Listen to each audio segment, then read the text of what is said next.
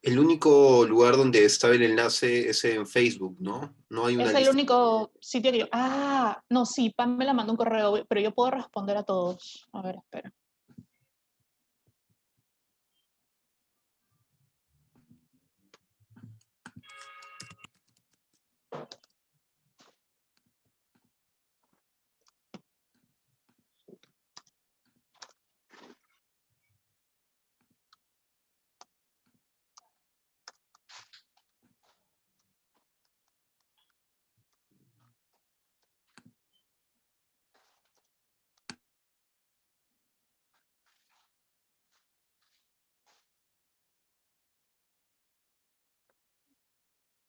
Ya.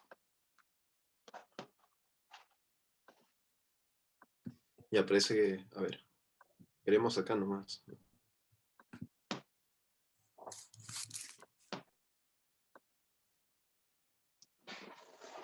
Bueno, parece que ese sí está funcionando.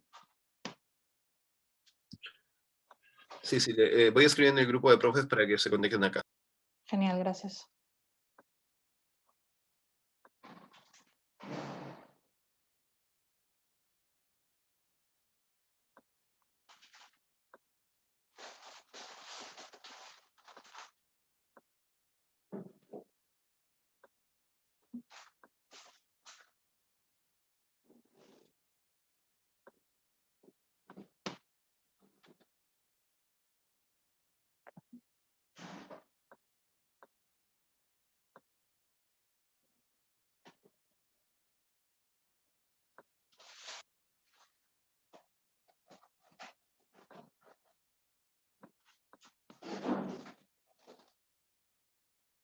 Hola, buenas tardes a todos.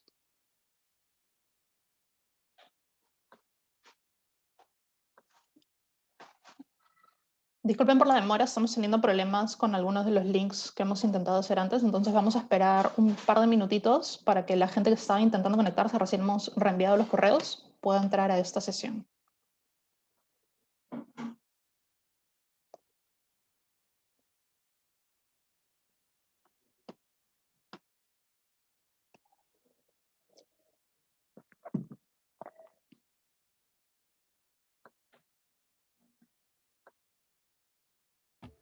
Hola, ¿qué tal? ¿Cómo están todos? Parece que hubo problemas efectivamente, con lo de esto que se pone en automático de autenticar los correos de la PUC, ¿no? ¿Me escuchan? Sí, sí, sí. Ya. Entonces esperamos un ratito por si acaso para que más gente entre. Yo puse también el nuevo link en nuestra lista para los profesores, por si acaso. Parece que lo del Facebook está funcionando bien. Es la primera vez que alguien ha dicho eso en muchos años. Ah, no, el Facebook. El Facebook ha sido una de las fuentes más grandes de ansiedad que yo he tenido las últimas semanas. Yo opté por dejar de entrar porque ya era una cantidad Sí, claro. de violencia y Sí, hay que entrar toxicidad. con espíritu, hay que entrar con espíritu científico, si no, no hay que entrar. Examinando entre comillas, humanidad de muchos que no pueden. Precisamente tú vas a hablar de eso, cómo discutir. No sé si cómo discutir. Pero por lo menos cómo llevarlo a un nivel. Ya tenemos 9 participantes. Oye, apaga tu música. Sí, sí. O bueno, quizás de repente termina siendo... Ah, tienes que ponerme de host o co-host. Ya está. Puse, Ya sí, estoy, sí, ya ¿no? te puse. Sí. Ya.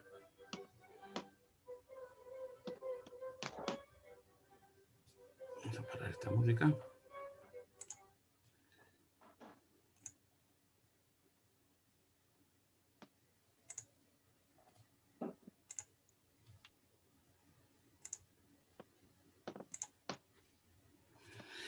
Bien, yo creo que podemos empezar. ¿Me parece? Bien. Entonces, oficialmente, buenas tardes con todos. Vamos a tener hoy día la charla de la profesora Alexandra Mach, que se titula Lógica informal aplicada a los discursos electorales del 2021. La profesora Mach enseña diversos cursos de filosofía, de lógica y de procesos sociales y políticos en la Pontificia Universidad Católica del Perú y en la Universidad de Lima. Es licenciada en filosofía y magíster en cognición, aprendizaje y desarrollo. Sus principales áreas de interés son la teoría del conflicto, la filosofía de la mente y la lógica informal. Entonces, sin más preámbulo, Alessandra, por favor, yo me desaparezco y estás a cargo. ¿Has puesto a grabar? Sí. Excelente. Ok, muchas gracias, Sandro. ¿Sí? Creo que está grabándose desde el principio, porque yo no le puse. Ok. O sea que hay que acortar la primera parte. Ya, no hay problema. Listo. Gracias a todos y todas por venir. Lo que estamos haciendo es un esfuerzo por integrar varios elementos de la lógica, de diferentes docentes de lógica.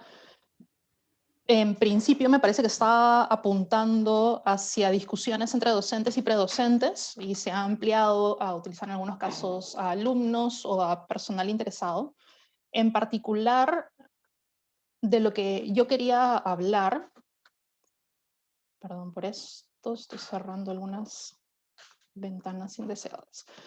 De lo que yo quería hablar era del contexto contemporáneo electoral, en particular por dos elementos centrales. El primero es porque, justo como le estaba comentando a Sandro un poco antes de que empecemos oficialmente, porque las discusiones en torno a las elecciones presidenciales y en general toda forma de elecciones tienden a llevarse en forma de discusiones extremistas y bastante polarizadas. Creo que eso en particular lo hemos visto con la segunda vuelta electoral, pero en general lo podemos rastrear a varios elementos discursivos desde la primera vuelta, que es algo que vamos a hacer un poquito más adelante.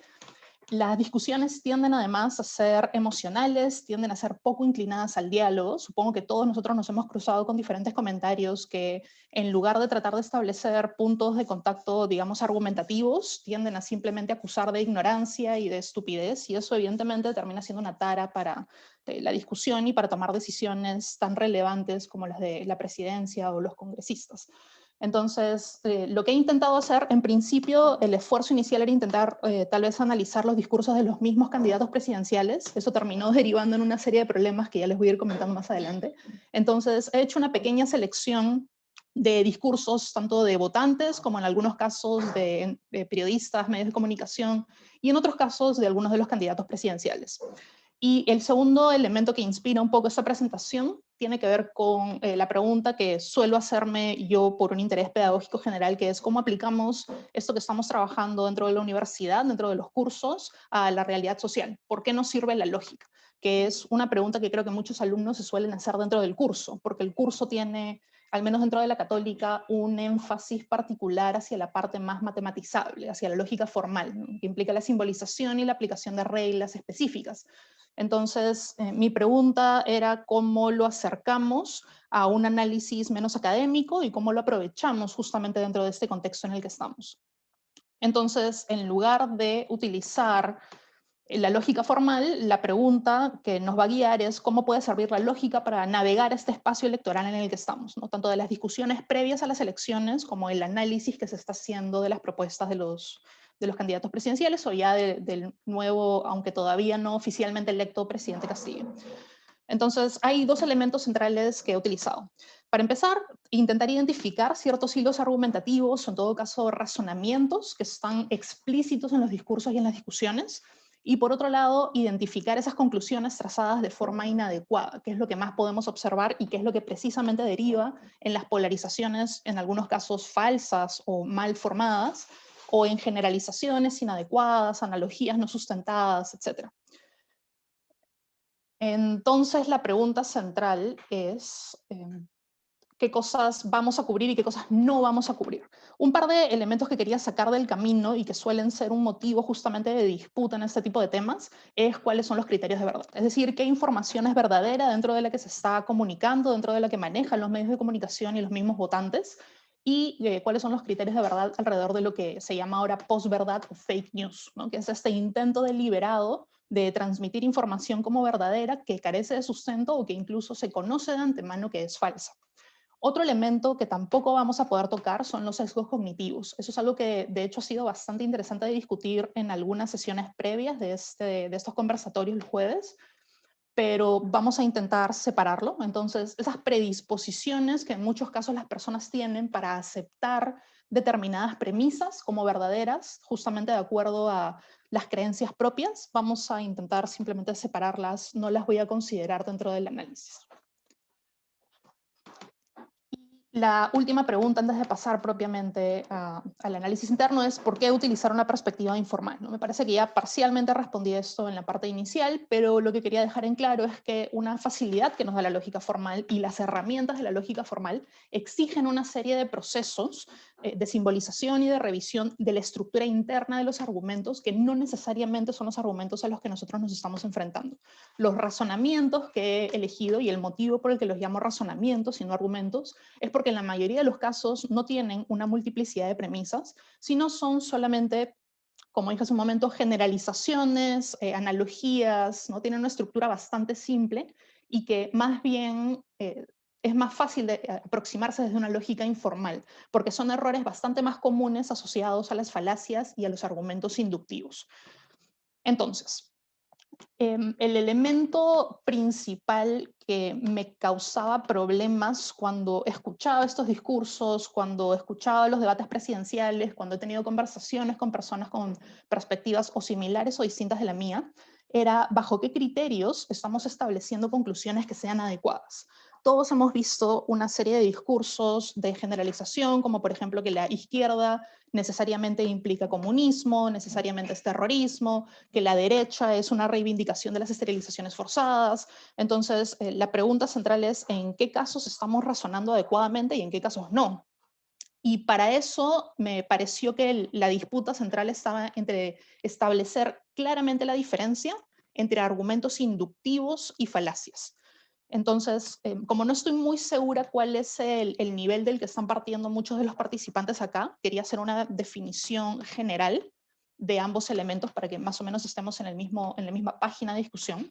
Entonces, frente a estas definiciones, lo que voy a entender por argumentos inductivos es una producción de conclusiones en base a premisas o a una premisa cuyos grados de probabilidad pueden variar, pero no están garantizadas. Es decir, van a ser argumentos que no pretenden aseverar o que no pueden garantizar la conclusión a la que están llegando, pero que la hacen en más o menos grado probable.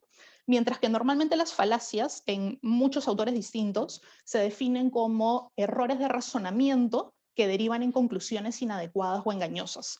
Esas dos definiciones pueden parecer relativamente distintas, pero cuando nos encontramos frente a casos específicos, vamos a ver que hay muchos elementos que son similares. Entonces, quería partir de esa problemática inicial.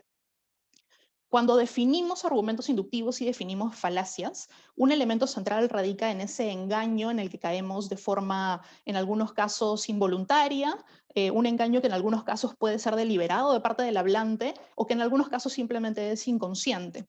Pero el aspecto formal es el mismo. Es decir, el aspecto formal que comparten las falacias y los argumentos inductivos es que en ambos casos se establece una conclusión que es probable, ¿no?, en mayor o menor grado. En las falacias solemos asumir que la conclusión realmente no es probable, pero en términos formales no hay mucha diferencia.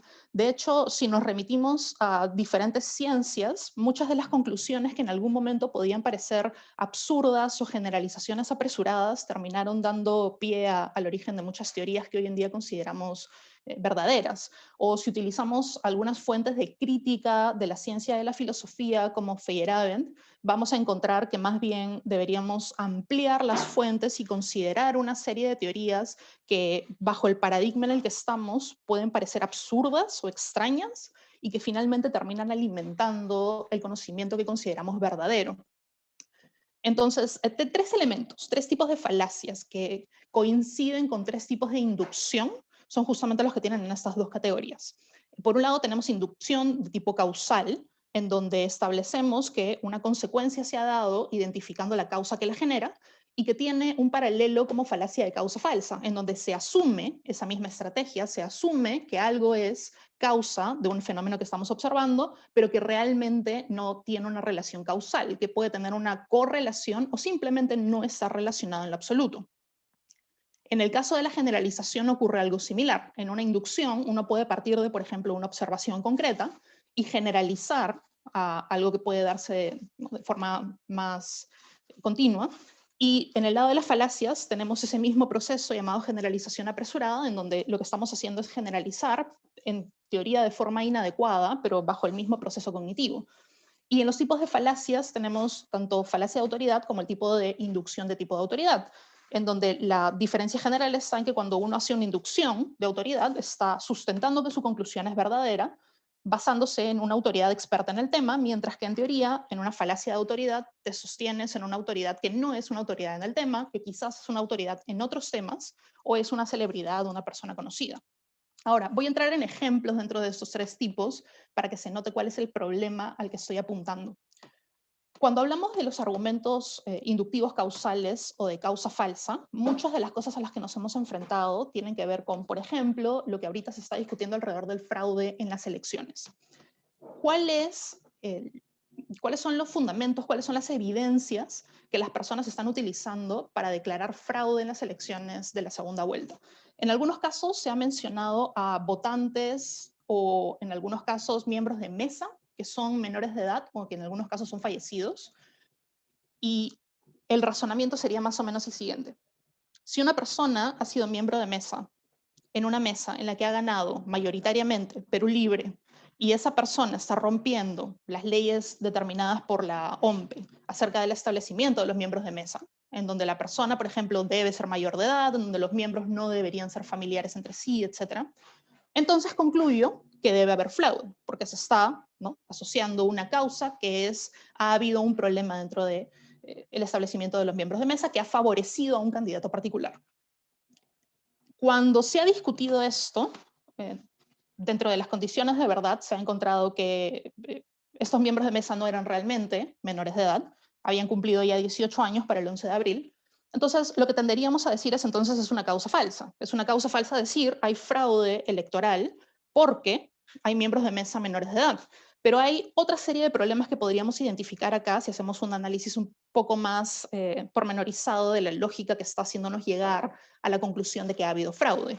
Entre otras cosas, una persona podría decir que el fraude relacionado a Perú Libre no tendría por qué tener ningún vínculo con la designación de miembros de mesa de la OMPE, que es una entidad separada, que es una entidad que ha designado miembros de mesa desde mucho antes de que Perú Libre haya tenido algún tipo de notoriedad siquiera, y en donde tampoco se ha establecido ninguna relación específica entre Perú Libre y la OMPE que pueda llevar a pensar que efectivamente ha habido colusión para que haya fraude. Entonces uno podría decir, hay una diferencia acá, de nuevo, no en términos de cómo se extrae la conclusión, sino de cuáles son los elementos específicos que se han utilizado como una causa atinada para establecer esa conclusión. En términos de apelación a la autoridad, entramos en un problema tal vez un poco más sencillo, que es quién es una autoridad válida. Ese es el elemento central. Y obviamente estamos en un contexto en el cual esas autoridades válidas son sumamente cuestionables. Si nos preguntamos acerca de los medios de comunicación, ¿qué información tenemos de cuáles son las autoridades válidas para determinar, por ejemplo, si ha habido o no ha habido fraude, o si es que la posición de izquierda realmente representa al comunismo o no? Porque ha habido una serie de noticias que han rotado por los medios en donde se asocia a los miembros del Partido de Perú Libre con terrorismo, con Movadef, en donde se asocia además a elementos discursivos específicos de Castillo, como terminología asociada a la estatización, a la... a ver, había estatización, había... ¿Qué otros elementos de discurso chavista se han mencionado? Bueno, un discurso populista en general, otorgar poder al pueblo. Entonces, lo que hemos observado es que en muchos casos se han aislado citas concretas o menciones concretas y se han manipulado para hacer parecer que la persona estaba diciendo algo tal vez no necesariamente igual a decir que, ¿no? Se quiere instaurar un Estado comunista de algún tipo.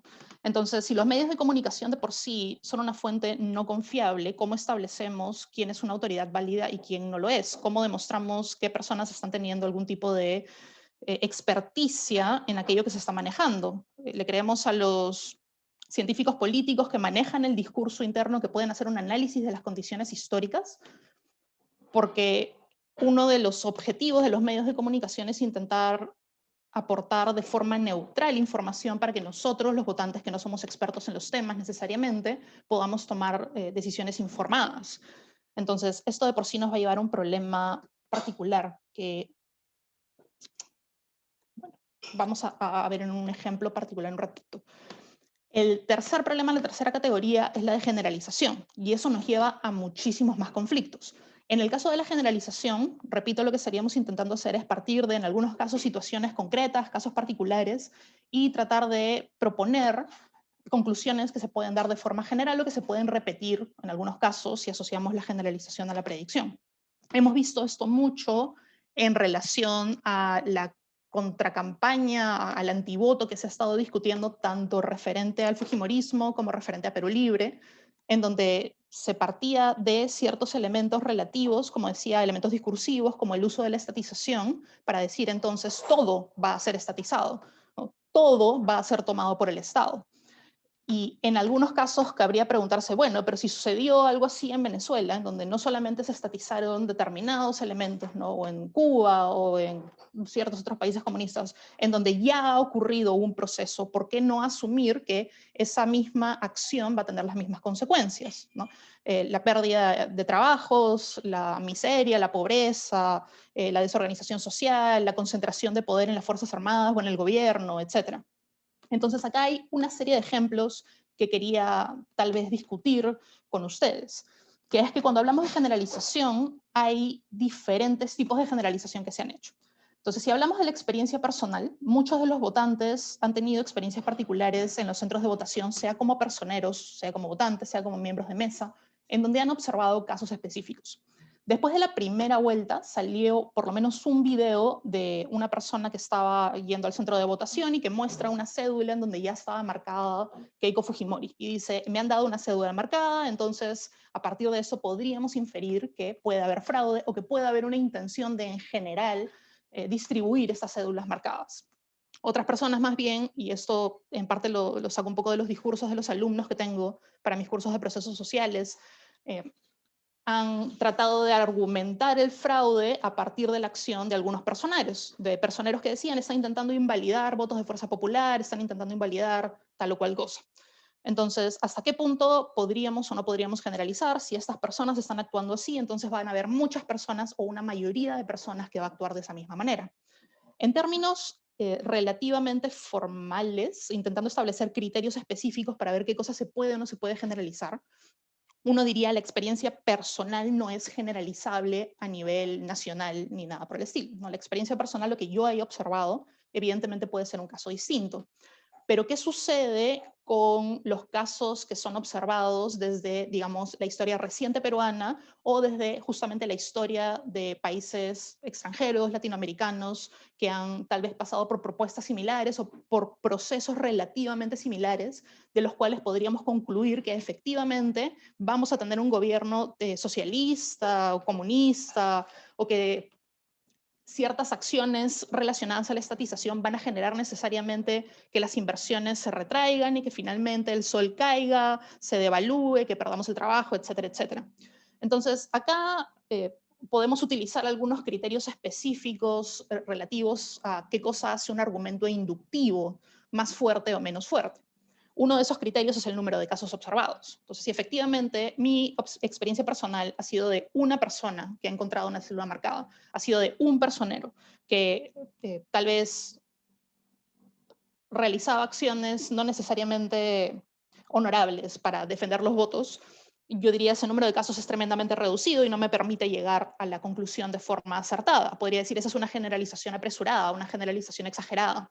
Mientras que evidentemente si encuentro dentro de la historia de los países latinoamericanos o de varios países latinoamericanos una serie de procesos sociales que se han repetido, uno tendería a pensar, eso parece ser más un argumento inductivo que una falacia, ¿no? Parece ser una generalización que sí tiene un sustento. Entonces, ahí es donde entra otro de los criterios que tiene que ver con el análisis de las cualidades que estamos intentando generalizar.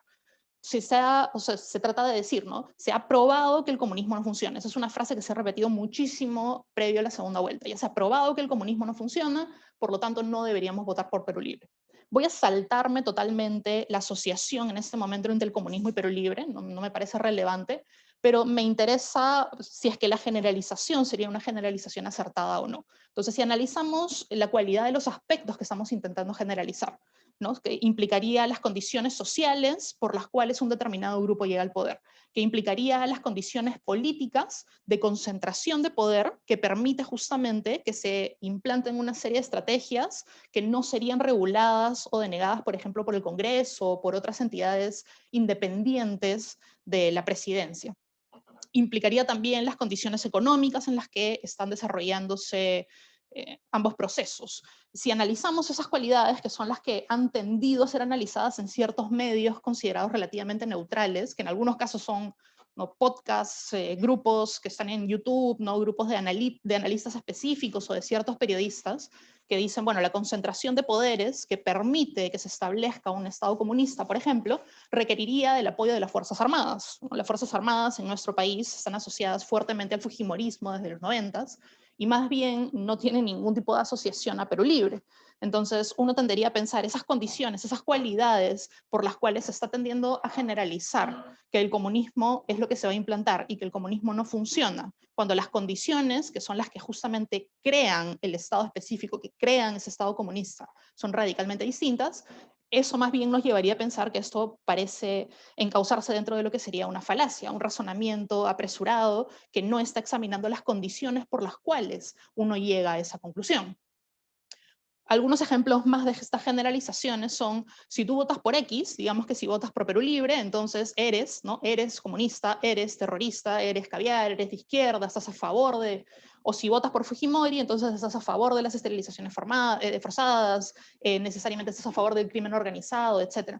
Y eso, de hecho, también es un problema interesante, porque en primera instancia uno diría votar por un candidato evidentemente no me hace partidario del partido del candidato, me hace preferir determinados intereses por encima de otros. Pero ahí regresamos, esos intereses no están justamente asociados más bien a ese partido, ¿no? Si es que votas, imaginando que votemos efectivamente por un gobierno comunista, ¿eso no nos haría comunistas? No hay un criterio ahí que podría ser válido, no sería un término que se usa en la lógica informal, pero coloquialmente válido. Y finalmente, esas generalizaciones apresuradas que se han aplicado a ambos partidos, aunque creo yo mucho más a Perú Libre, que es justamente que nos va a llevar a un problema central en un momentito, es la generalización de que si Perú Libre es de izquierda, entonces eso necesariamente significa que es comunista, que va a ser chavista, y por lo tanto eso significa que va a traer miseria, enriquecimiento de las personas que están en el poder, y más bien, ¿no?, esa miseria, esa pobreza para el pueblo. Y por el otro lado, Fuerza Popular y la generalización de votar por Fuerza Popular necesariamente enquista al partido como organización criminal en el poder y reivindica los crímenes de lesa humanidad. Ahora, ambos elementos los voy a analizar un poco más adelante de forma distinta. Me parece que esta generalización inicial de Perú Libre puede ser llevada o analizada desde otro tipo de falacias, como la pendiente resbaladiza, como el hombre de paja, y voy a definirlos de forma un poquito más clara más adelante, y más bien la de Fuerza Popular, tal vez, y ahí es donde ustedes podrán tal vez hacer una crítica que me haga ver algo distinto, pero desde mi posición política yo diría que efectivamente votar por alguien que puede ser líder de una organización criminal para la presidencia efectivamente implicaría llevar esa organización criminal al poder, y votar por una persona que niega los crímenes de lesa humanidad, que niega que hayan habido esterilizaciones forzadas, ¿no?, los llama planificación familiar, ¿no?, y que finalmente sigue negando el hecho de que Montesinos o de que su padre Fujimori realmente sean culpables de una serie de crímenes a pesar de que ya haya habido una convicción penal, de alguna forma sí me parece que reivindique los crímenes de lesa humanidad. Entonces eso me llevaría a decir que por un lado algunas generalizaciones parecen ser inductivas, que sí apoyan efectivamente la conclusión de que votar por este partido sí implica reivindicar los crímenes que el partido ha realizado previamente, así no hayan sido realizados por la misma candidata presidencial, sino por los miembros que componen el partido, que en esencia son los mismos que los que participaron en los 90s, mientras que en el otro lado parece haber ciertas generalizaciones o ciertos criterios lógicos inadecuados. Entonces, para argumentar eso, lo que quería era entrar un poco más en esos ejemplos. En el caso de las similitudes entre el chavismo y Castillo, cabría reconocer que tal vez hablamos de un argumento inductivo un poco distinto, de tipo analógico, en donde decimos que una situación X se ha dado bajo ciertas circunstancias y ha generado una consecuencia, y que si en esta situación se generan las mismas circunstancias iniciales, terminaría abriendo la misma consecuencia. Entonces, si inicialmente Castillo utiliza ciertos elementos discursivos, como el discurso populista, como hablar de nacionalización, como hablar de estatización, que son los mismos elementos iniciales que utilizó Chávez, que es uno de los argumentos que también se han usado bastante para intentar justificar que estamos frente a una posición comunista, ¿no? Que se están tratando de establecer los mismos objetivos y que se están tratando de establecer los mismos medios de alcanzar esos objetivos, y que finalmente, si ese programa dentro de Venezuela, dentro de Cuba, y en especial en Venezuela, ¿no? Por la crisis migratoria contemporánea, han generado un nivel de miseria y de pobreza brutal, en donde han salido muchos ejemplos bastante crudos, ¿no? Como que la gente está, o sea, ha tenido que comer a sus mascotas, que tiene que comer de la basura, y se ha utilizado justamente esos elementos, esas consecuencias específicas, como nosotros entonces vamos a tener que también comernos a nuestras mascotas y terminar comiendo de la basura si aceptamos esos mismos principios y esos mismos medios específicos de, ¿no?, organización social y política. En ese caso estaríamos frente a un argumento analógico, en donde cabría preguntarnos cuáles son los criterios que hacen que la analogía sea adecuada. Y en buena medida podemos aplicar muchos de los mismos principios que hemos utilizado en la inducción, ¿no? Que es analizar las cualidades específicas que se concentran en ambas situaciones, ¿no? Qué cualidades específicas terminaron derivando en esa forma de desigualdad brutal, de miseria, de pobreza, frente a cuáles son las condiciones iniciales que nosotros estamos teniendo y si efectivamente derivarían en la misma forma de desigualdad, ¿no? de inflación, ¿no? Etc. Entonces, lo que quería era analizar un poquito más internamente estas diferentes falacias. Voy a saltarme algunas de esas falacias porque creo que son un poco obvias, como los ad hominem, en donde los debates presidenciales en muchos casos tenían un montón de interjecciones que pasaban por el tú eres, tú no eres, tú apoyas, tú no apoyas, ¿no? Y eso lo hemos visto de parte de básicamente todos los candidatos presidenciales en los últimos debates. En general, creo, no sé si fue experiencia de ustedes, pero ver el debate entre Keiko y Castillo, ¿no?, en los últimos debates ya para la segunda vuelta, era básicamente intercalar ad hominems con, o sea, un intento de ataque a las propuestas que el otro estaba haciendo, ¿no? Y al final muy poco desarrollo de las propuestas propias, ¿no? En lugar de ese discurso racional que nos llevaría a plantear preguntas como ¿cómo pretendes establecer eso que estás proponiendo? ¿No? ¿De dónde va a salir el presupuesto de estos bonos que estás proponiendo? ¿O de dónde va a salir? ¿O cómo vas a establecer el tipo de organización que estás proponiendo? Finalmente era un intento de deslegitimar a la persona opuesta. Entonces, las tres falacias centrales que me parece que han sido el motivo de polarización de esta segunda vuelta, la polarización de comunismo o libertad, que es un discurso muy similar a un discurso contemporáneo en España, que ha sido un discurso muy similar también previo a las elecciones colombianas, que en general se está difundiendo a nivel mundial, que también fue el mismo discurso que en parte se aplicó en Estados Unidos, ¿no?, con la candidatura de Trump versus Biden, en donde Biden era el comunista. Claro, era un discurso un poco más moderado porque es un poco más difícil asociar a Biden a un discurso comunista, pero estaba la misma dicotomía, ¿no? Y creo que reconocer este tipo de falacias, algunas de las cuales son trabajadas en los cursos de lógica, algunas que no suelen ser trabajadas, ayuda a entender por qué la gente tiende a asociarse emocionalmente a uno de estos dos partidos y a tener más dificultad para ese análisis racional.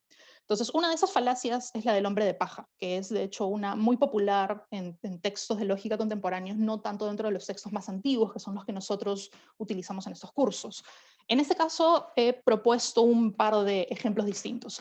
que son de los más escuchados, de los más debatidos en los ámbitos de discusión electoral. El primero es que el antivoto es odio. Entonces y creo que en general todos podemos reconocer sin mayores discusiones, que la segunda vuelta ha sido una vuelta de antivoto. Ha sido una vuelta antifujimorista o anticomunista, antiizquierdista, por ambos partidos. Y eso evidentemente refleja, o más bien es consecuencia del hecho de que ninguno de los dos partidos, ninguno de los dos candidatos haya tenido un fuerte apoyo de los votantes, incluso previo a la primera vuelta, ¿no? Ninguno de los dos partidos ha tenido siquiera 20% pasando a la segunda vuelta.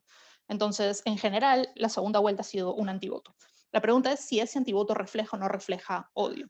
Lo interesante de utilizar la palabra odio es que inmediatamente trae consigo una descalificación de la posición que la otra persona puede tener. Entonces, una persona puede tener efectivamente un antivoto en contra de Fujimori por una serie de reconocimientos de la historia de lo que su partido ha hecho en nuestro país, y uno puede tener un antivoto, creo yo, genuino y bien sustentado en una creencia de que el modelo económico que se propone simplemente no va a funcionar, ¿no? Entonces uno puede tener un antivoto en términos racionales bien sustentado.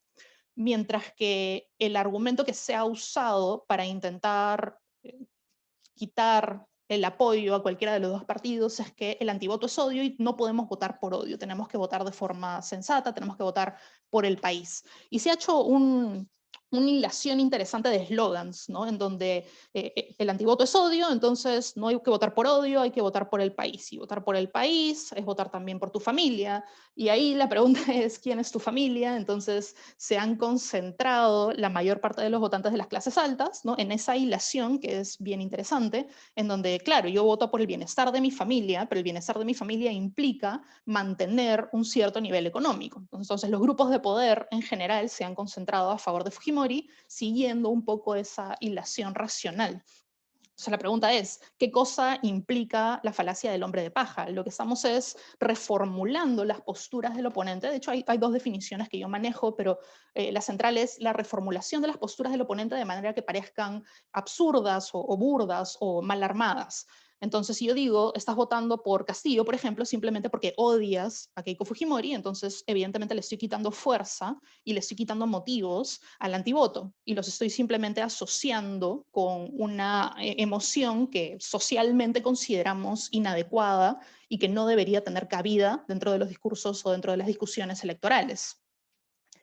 Y por el otro lado entramos, y acá es donde va a haber más asociaciones con las otras falacias, entramos en que las opciones que existen son necesariamente extremas. Que si hablamos de la izquierda y hablamos de Castillo, necesariamente estamos hablando de comunismo, estamos hablando de terrorismo, estamos hablando de las formas más, bueno, radicales en las que se puede presentar la izquierda. Y lo interesante de eso es que si hacemos una retrospectiva, ¿no?, de los movimientos izquierdistas desde previo a la primera vuelta, por ejemplo el de Verónica Mendoza, se aplicaban exactamente los mismos discursos. El discurso de si la persona es de izquierda, entonces es terrorista, es comunista, es chavista. Mientras que ahora que tenemos a Castillo, Verónica Mendoza de pronto parece la izquierda moderada, la izquierda racional, porque la gente no votó por Verónica Mendoza. Entonces el problema realmente no está en el sustento, está en el uso retórico de la izquierda asociada a lo radical y al comunismo, lo que me lleva a otras de las formas de falacias, una de las cuales es el falso dilema, que tampoco la he escuchado mucho dentro del análisis de la lógica en los cursos y que me parece muy útil para ese tipo de situaciones. Y acá es donde entra ese eslogan de o libertad o comunismo, ¿no? O te vas por la izquierda y por lo tanto apoyas el comunismo, apoyas la miseria, y entonces cuando haya problemas en el país es culpa tuya, o apoyas la libertad del desarrollo económico, cosa que evidentemente no es una oposición real, ¿no? Porque si hablamos de libertades, ahí ya nos entrampamos en un problema, que es el hecho de que las dos candidaturas de segunda vuelta se oponían a los derechos individuales, se oponían a los derechos de reivindicación sexual, a la identidad de género, al matrimonio igualitario, ¿no?, a la adopción de parejas homoparentales, al aborto. Entonces finalmente no es, o sea, se pretende esta bifurcación de libertades en donde realmente no estás apoyando las libertades, estás apoyando un modelo económico específico, y donde finalmente el comunismo, mal que bien, podría, no el comunismo, pero modelo de izquierda podría efectivamente también ser progresista en términos sociales y apoyar esas libertades individuales. Entonces se usa esta dicotomía, este falso dilema para convencer fácilmente a la gente de que si es que opta por la izquierda, opta necesariamente en contra del país, opta en contra de sus propias libertades, opta en contra incluso de sus propias posesiones, ¿no? En donde hay otro problema con la comprensión misma del término de propiedades privadas, que dentro del comunismo, dentro del marxismo, difiere de las propiedades personales, ¿no? En donde las propiedades privadas implican los medios de producción, que pasan a ser estatizados y parte del Estado, lo que no implica que las personas podamos tener nuestras propias cuentas de ahorro, nuestros propios objetos, ¿no? Nuestras propias posesiones, etc. Entonces, hay una mala definición de términos que creo que dentro de la lógica en general en los cursos solemos saltarnos, ¿no? Que incluso aplica también en algunos casos a la definición de los argumentos deductivos, cuando no estamos estableciendo, digamos, ejemplos súper básicos en donde la terminología se repite tanto en premisas como en conclusión. Uno de los problemas a los que nos solemos enfrentar es si efectivamente estamos haciendo una asociación correcta entre lo que se está sosteniendo en la premisa y en la conclusión de acuerdo a la definición de un término, de un concepto. Entonces, si no estamos definiendo bien en qué consiste esa libertad que se opone al comunismo, tendemos a caer en esta dicotomía falsa. Un tercer elemento que también utiliza varios de los ejemplos que he dado ha sido esta pendiente resbaladiza, ¿no? Si gana Castillo, vamos a terminar comiendo de basureros como en Venezuela, vamos a terminar comiéndonos en nuestras mascotas, que finalmente se salta una serie de elementos intermedios que no garantizan y ni siquiera dejan probable que acabemos en esa situación, ¿no? Que tiene que ver justamente con el análisis de cómo votar por la izquierda implica instituir un sistema social y político, ¿no? En donde el modelo económico sea tal que se pierdan las inversiones, que se bloqueen las exportaciones, las importaciones, que se aísle económicamente al país del resto de Sudamérica, del resto del mundo, que finalmente impida que tengamos suficiente abastecimiento, por lo tanto que, ¿no? Acabamos comiéndonos a nuestras mascotas. Entonces, esta pendiente resbaladiza también acaba jugando fácilmente con esas emociones. Detrás de todo esto, antes de darles, de hecho, bueno, no, quería mostrarles, déjenme parar esto y mostrarles un par de videos para que vean algunas formas más en las cuales se ha encontrado esto. Para hacer esta presentación he hecho un rastreo de muchas entrevistas, he revisto algunos debates, ha sido bastante doloroso y creo que si yo he pasado por esto, ustedes van a tener que hacerlo también. Y quiero que vean si es que efectivamente encuentran lo mismo que yo en el discurso que se está proponiendo. Entonces, esta es una entrevista de Oxenford a Rafael López Aliaga. Obviamente, previo a la segunda vuelta, están hablando acerca del aborto.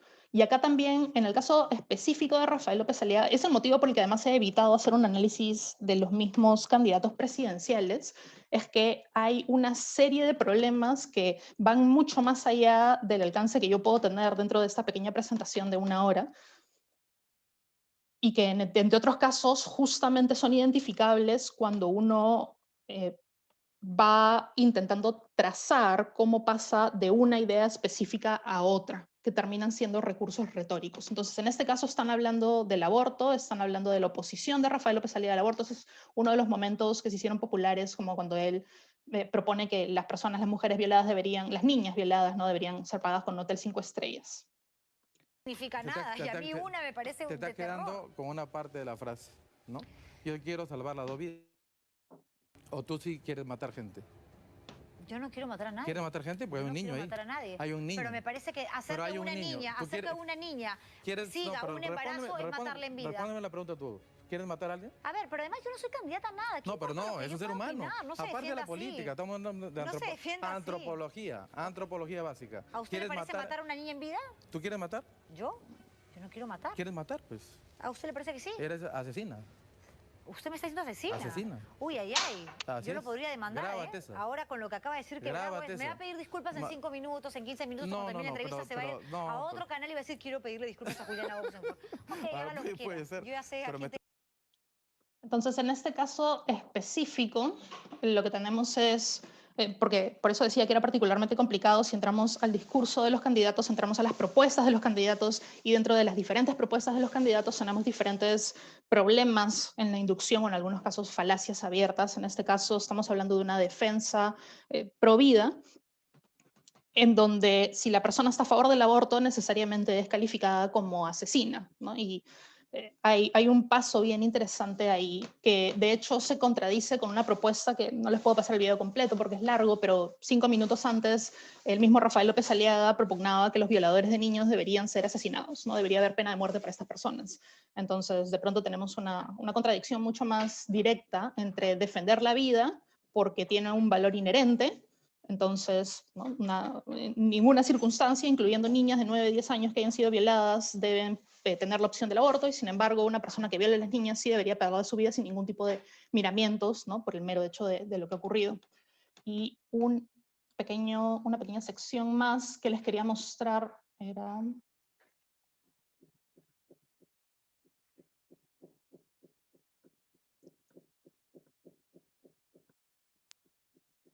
Es una conclusión de un pequeño monólogo de Jaime Bailey acerca de por qué Castillo es esta opción comunista, chavista, que va a destruir al país. Caracas, huelga decirlo, ¿no?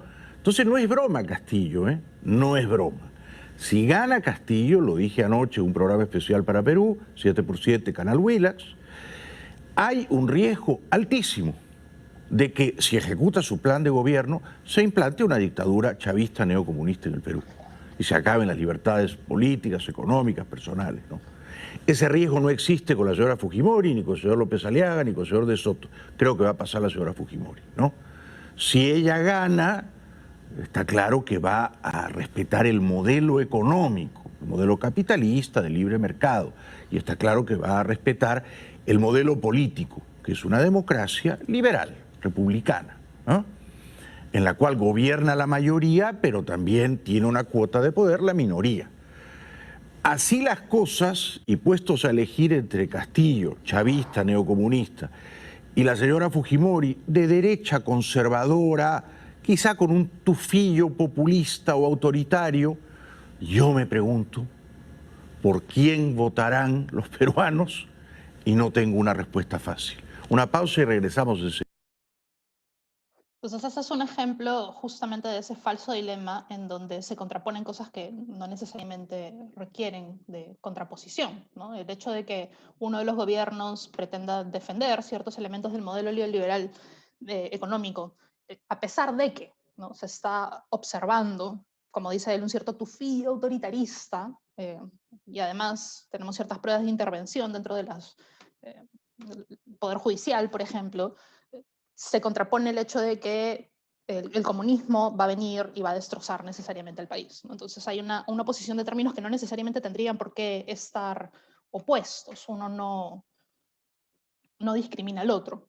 Entonces, en general, como conclusiones, mi pregunta inicial era cómo utilizamos la lógica para estas formas de discurso, ¿no? Entonces, más allá de simplemente poder identificar determinadas falacias y determinados argumentos inductivos, creo que también es importante preguntarnos por las diferencias no formales entre esos dos criterios, porque es un poco difícil, sobre todo para personas que no necesariamente están versadas en criterios formales lógicos, entender en qué casos se pueden establecer efectivamente estas conclusiones con un cierto grado de probabilidad, que es finalmente el único criterio que nos separa entre las falacias y las inducciones. El cierto grado de probabilidad, que en el caso de las falacias parece simplemente no existir probabilidad alguna. Entonces, uno de los objetivos dentro de estas conclusiones sería que necesitemos no solamente identificar, sino también discutir cuáles son los criterios que nos ayudan a medir la probabilidad en las inducciones. En algunos casos he mencionado algunas, como la cantidad de los casos considerados, como la cualidad específica que se está tratando de analizar, la pertinencia de los atributos que se utilizan en la premisa para la conclusión, o la pertinencia de los atributos en el caso de los argumentos analógicos de la situación A a la situación B, y evidentemente la intervención de otras variables, ¿no? Porque si hablamos, como digo, de una generalización de la izquierda que siempre tiende a ser observada como comunista, entonces tenemos que observar qué otras variables, aparte de el reconocimiento tal vez de derechos sociales o de los servicios básicos universales, qué otras variables estarían asociadas a un potencial gobierno comunista que efectivamente pueda tener un peligro o puede representar un peligro para nuestro modelo social, político, económico, ¿no? Porque tampoco podemos, finalmente creo que las personas que tendemos más hacia el liberalismo, hacia la izquierda, ya estamos escuchando ese cántico como el cántico del lobo, ¿no? Viene el lobo, entonces ya simplemente no lo consideramos. Y tal vez no en esta situación, pero tal vez en una situación distinta sí podamos reconocer determinados criterios que nos lleven a un gobierno que efectivamente pueda traer consecuencias inadecuadas, ¿no? Y para eso necesitamos entender esos criterios. Y una de las preguntas pendientes de trabajo, que es de hecho una de las cosas que me gustaría tal vez discutir con ustedes, es cómo determinamos la fuerza de la relación entre la premisa y la conclusión. ¿Cómo determinamos no solamente en qué casos podemos generalizar, en qué casos podemos establecer efectivamente una analogía, sino porque esos son algunos de los criterios que se manejan en general para medir la fuerza de los argumentos inductivos, para diferenciarlos entre una falacia en donde en teoría no debería haber ninguna fuerza entre premisa y conclusión y una inducción en las que sí la hay. Entonces hasta acá ya estoy viendo algunas manos levantadas, entonces me gustaría pasar a la parte de las preguntas o de la discusión con ustedes. No sé, Sandro, si tú puedes moderar esa parte. Sí, yo voy a... buenas tardes para los que no me vieron. Soy Sandro Onofre, el moderador.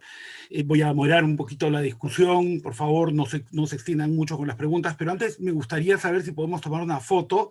Se va a entregar un certificado a las personas que han estado asistiendo a las conferencias, entonces si pueden prender su cámara para tomar la foto. No es que nos olvidemos de hacer eso que es, nos ha requerido Pamela. Muchas gracias, Patricio. A ver, los demás, por favor, si pueden prender su cámara para tomarnos la fotito. Vamos a poner aquí pantalla completa. Eso es. A ver, alguien más, por favor, para salir en la foto.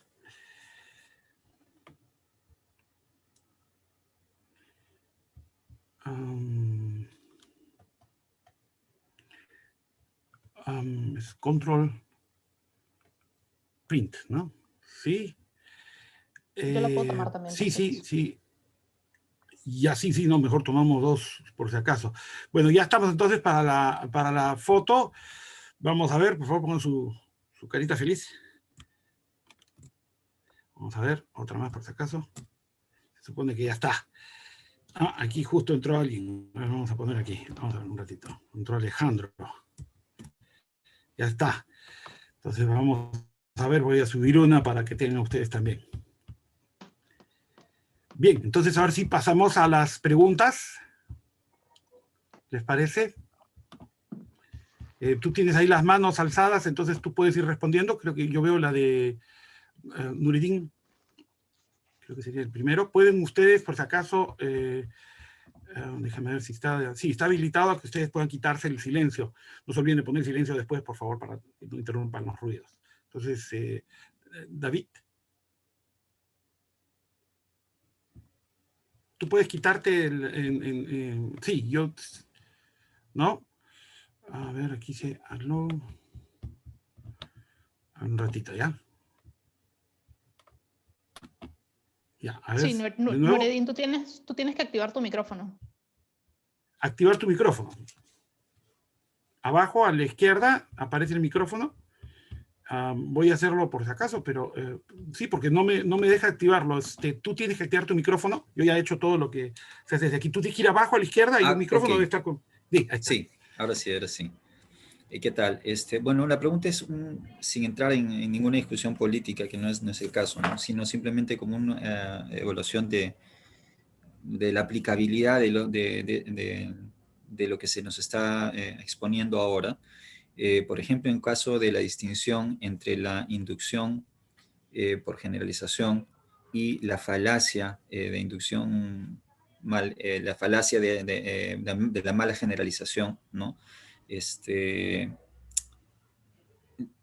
verdad que si se mira con lupa, digamos, los discursos políticos, se puede encontrar muy fácilmente que se han dicho cosas muy rápido, pero también, y que podrían calificarse fácilmente de falacias porque no hay todo un sustento adecuado, ¿no?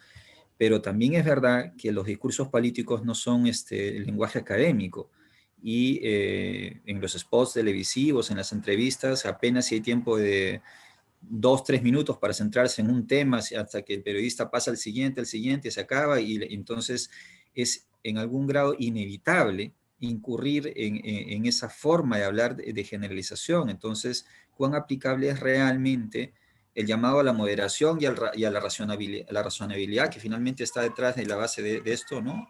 El lenguaje que se puede hacer en una defensa política cualquiera?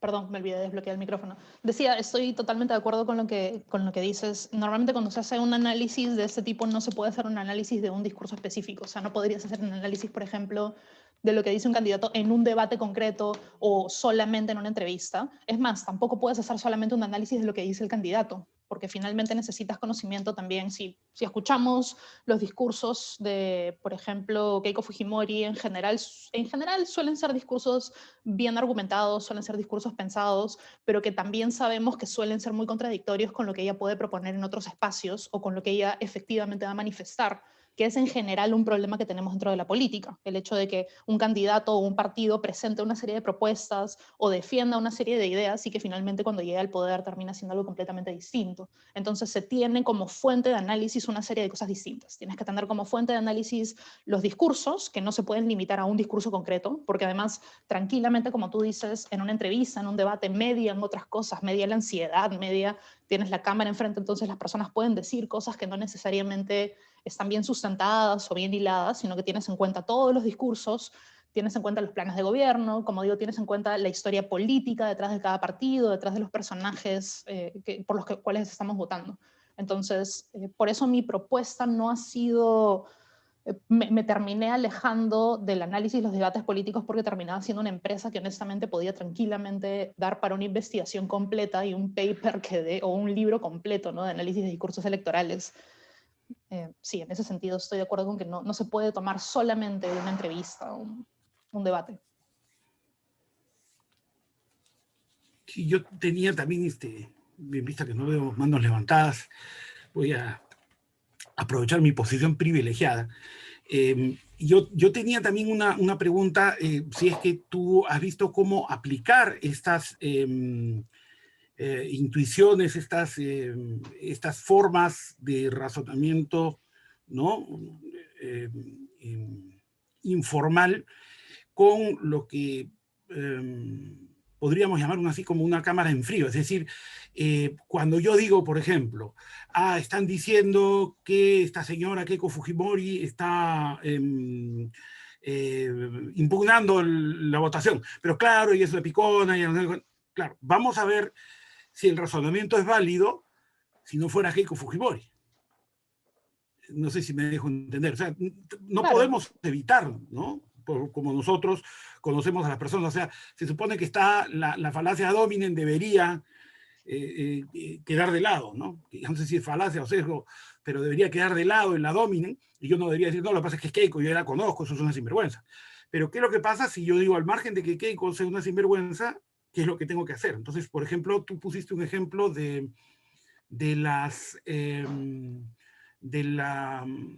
si yo encuentro que hay un candidato que tiene si yo encuentro una cédula que han puesto en la web, que por ejemplo está falsa, ¿no? Yo digo, claro, por una cédula no voy a decir, entonces ha habido fraude. ¿Qué es lo que pasa si yo ya tengo muchas cédulas o si estoy comenzando a ver un reporte de bastantes cédulas? O por ejemplo, ¿qué es lo que pasa con la queja? Porque yo lo que he visto, por ejemplo, es la gente que está en contra de Fujimori, que dicen que es el colmo, cómo se queja, por qué no acepta ya de una vez, que no sé qué, no sé cuánto. Lo razonable, en frío, es decir, bueno, si una persona tiene dudas, tiene que presentarse las pruebas y hay que esperar que el organismo competente resuelva esas dudas, ¿no? Pero no están esperando eso, están diciendo, de frente están diciendo que no presente las pruebas, que de una vez ya se retire, que de una vez acepte la derrota. Si tú tienes dudas, ahora, sospechamos que esas dudas no son fundadas, podemos sospechar, podemos decir eso, pero no podemos decir, digamos, no deberíamos decir, sin el ad hominem, no, que no presente nada. Tenemos que decir, bueno, si hay dudas, que presente sus dudas y las resolvemos.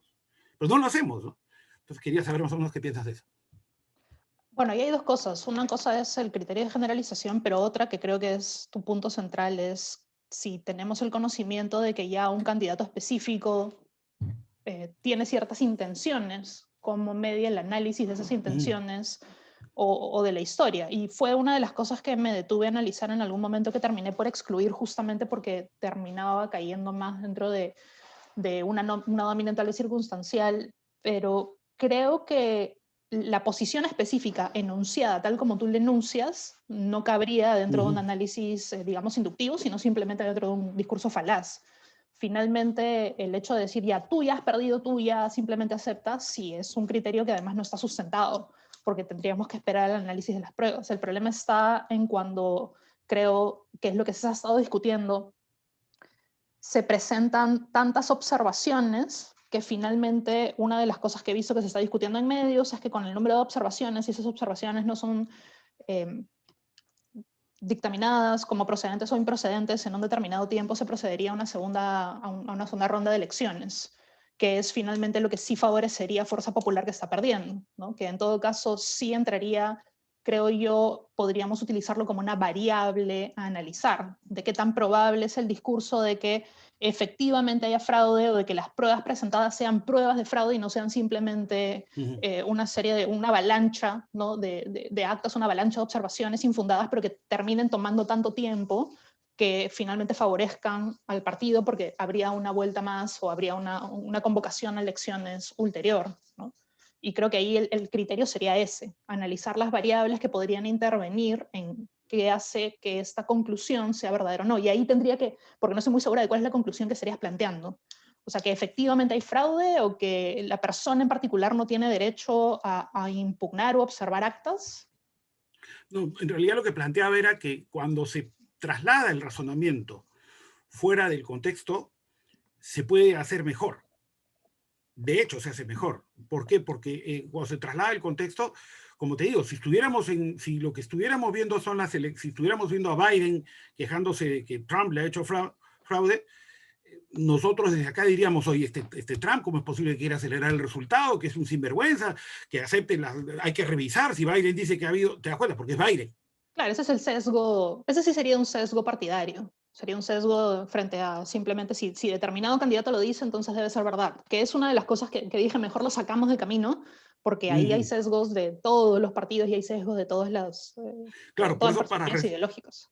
Para poder utilizar esta lógica, que a eso iba mi punto, para poder utilizar la lógica informal, tendríamos que hacer estos razonamientos como quien dice en frío, o sea, fuera del contexto. Tendría que ser, que es difícil, ¿no? Estamos metidos en el contexto. Y en segundo lugar, tú has dicho una cosa que ahorita acabas de decir que me parece interesante. Claro, también hay que tener en cuenta otras cosas, como por ejemplo, al margen de quién sea el candidato, si lo que se está proponiendo es viable o no es viable, si lo que se está proponiendo en el fondo es una acción performativa, que no es que pretenda ilocucionariamente que se resuelva este problema, sino lo que quiere es que se haga otra cosa, como postergar las elecciones y ese tipo, ¿no? Ahí es donde entra una de las cosas que están tal vez en cuestionamiento dentro del grupo de profesores de lógica de la Católica, que es la propuesta de que saquemos la esquematización de argumentos de la asumida del curso de lógica. Y yo creo que esa sería una herramienta, una técnica que sí nos sería muy útil en este caso, porque dentro de la esquematización de argumentos en la lógica informal lo que podríamos es establecer justamente cuáles son las diferentes premisas, cuáles son los diferentes criterios que estoy estableciendo como fundamento, para qué conclusiones, ¿no? Y ver en cada caso de forma independiente tiendo a decir validez, pero de nuevo, claro, en lógica informal no hablaríamos de validez, pero digamos la pertinencia. La pertinencia, y en todo caso, si es que efectivamente desacreditamos uno de esos elementos, como desacreditar, por ejemplo, ya del hecho de que sea de Fujimori, no es criterio suficiente para decir que las observaciones que se están presentando realmente son falsas, sino que pueden ser observaciones válidas de fraude electoral. Entonces, perfecto, desacreditamos el hecho de que venga de Fujimori y nos concentramos en las otras premisas, ¿no? Pero sí, obviamente se tiene que hacer fuera de una discusión, la discusión acalorada que se da en las redes, y se tiene que hacer en un marco como este, ¿no? En un marco en el que se permita una discusión. Sí, tomar en serio los argumentos y no la domina, ¿no? Que es lo que más está primando. Lo que está primando mucho es la domina. Hay una chica, Marisol, creo que quiere una... persona, Marisol Miguel. ¿Puedes abrir tu micrófono, por favor? ¿Estás habilitada para hablar? Tienes que ir abajo, Marisol, hacia la izquierda, y ahí vas a encontrar tu micrófono. No sé si nos está escuchando. Pero yo le puedo pedir... Sí. De repente ha levantado la mano, pero ahorita no está... ¿Podemos aceptar mientras tanto alguien más que quiere intervenir? Ya, disculpa. Sí, estaba yo tratando de conectarme, pero creo que no me da tantos permisos en el Zoom. Muchas gracias. Sobre la ponencia me parece muy, muy interesante. De hecho, me recordó a los debates políticos aquí en México. Justamente en las elecciones del 2018 se dijo demasiado que el presidente actual convertiría a México en Venezuela, ¿no? Es muy, muy ligado a esta visión que nos ofreces. Ciertamente en los debates políticos encontramos una falta de oratoria, de retórica, de recursos racionales que nos permitan entender cuál es la postura política. Hace poco, el 6 de junio, no, hace 11 días, apenas tuvimos otra elección. Igual encontraba yo los debates un poco sosos, un poco con muchas falacias de ad hominem, ¿no? Pero lo cual nos lleva a pensar por qué los políticos están ofreciendo este tipo de discursos. No me parece que sea una situación de no saber oratoria, no saber un poquito de lógica informal, sino más bien, pues, al contrario, están dirigidos a un público, ¿no?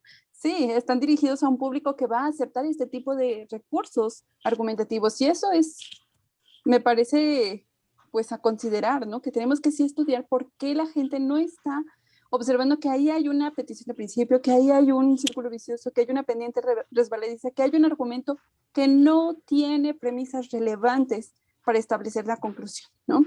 Ahora, pensando en cómo hacerlo, cuando preguntabas, bueno, creo que era una pregunta para ti, pero igual lo hice para mí, sobre cuáles son los elementos que nos permiten tener ciertos criterios, ¿no? Más bien, antes que elementos, criterios que nos permiten decidir si nuestro argumento puede ser correcto o puede tener alguna relevancia entre las premisas y la conclusión. Yo estaba pensando en la propuesta de Grace, no sé si conoces este filósofo que ofrece las máximas del principio de cooperación, que nos dice, bueno, que tenga la cantidad, la calidad, la relación y, no me acuerdo, el modo, ¿no? Además de esta máxima de urbanidad, es decir, cortesía. Cuando escuchaba el video de...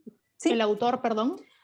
Es un filósofo, déjame te doy bien el nombre, se llama Herbert Paul Grace. Bueno, se escribe Grace, es de Inglaterra, de Birmingham.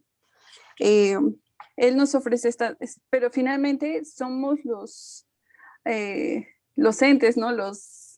La gente que tenga pensamiento crítico podrá evaluar qué tanta relevancia, si la información es la necesaria y suficiente, si la información que se ofrece, las razones, las premisas que se ofrecen son relevantes para establecer la conclusión. Yo creo que en ese sentido sí hace falta como vincularlo con el pensamiento, con el razonamiento de las personas, ¿no? Cómo mostrar, y yo pienso que no hay de otra más que con la práctica, ¿no? Mostrarles a los alumnos, digo, yo soy maestra, mostrarles a los alumnos que este argumento, por ejemplo, no tiene la información necesaria y suficiente, o este otro argumento no especifica, no es relevante para establecer la conclusión, o rompe con la máxima de manera, ¿no? Es ambiguo, es confuso.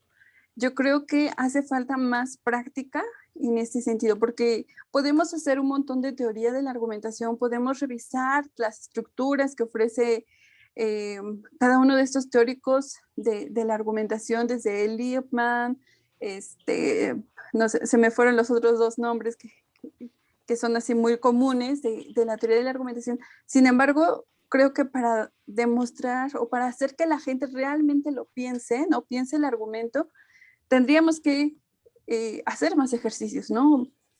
Mostrar más estos ejemplos. Y en este sentido, pues, la petición sería como que si nos pudieras compartir estos ejemplos que has propuesto y cuáles serían los métodos o las formas en las que has identificado estas falacias en lo político.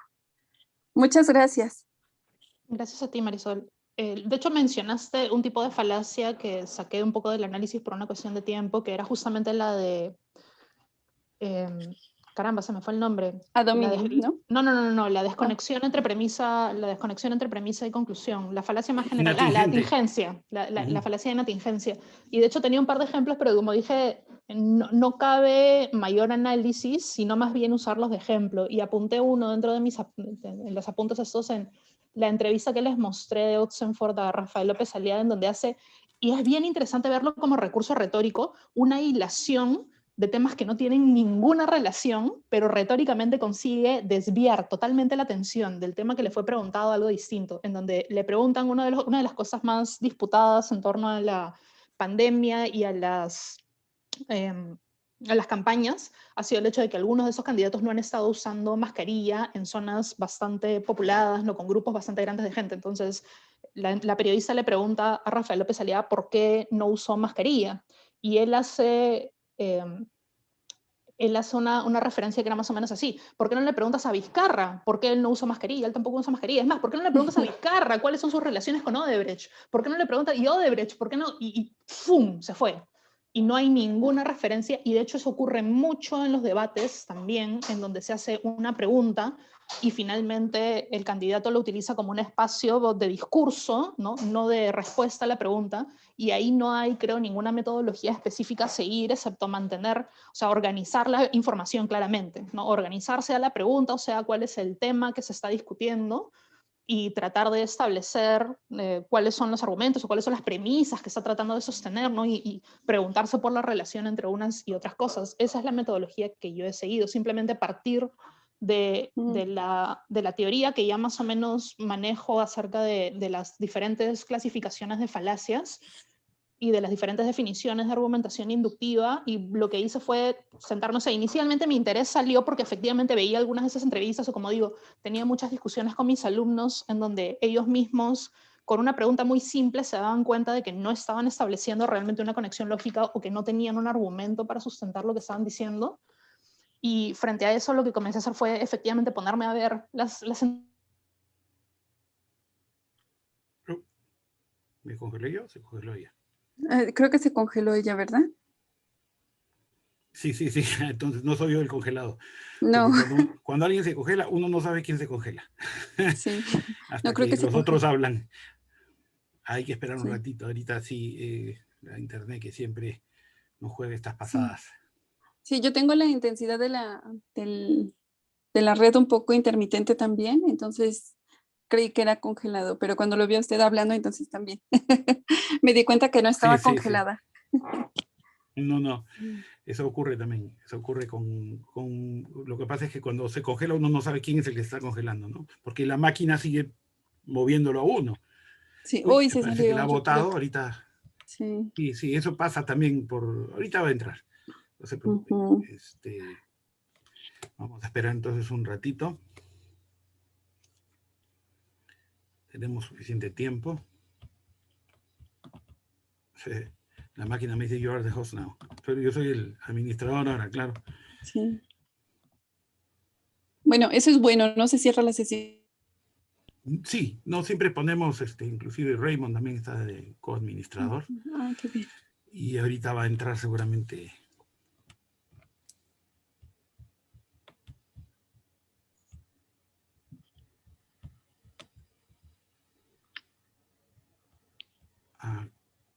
Aquí está, pero no sé si es Macha. Aquí hay una Alexandra.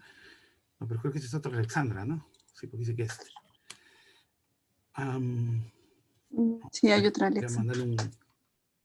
Sí, hay otra Alexandra. Ahorita entré, ahorita. Vamos a, por si acaso, voy a mandarle un WhatsApp a ver qué pasa.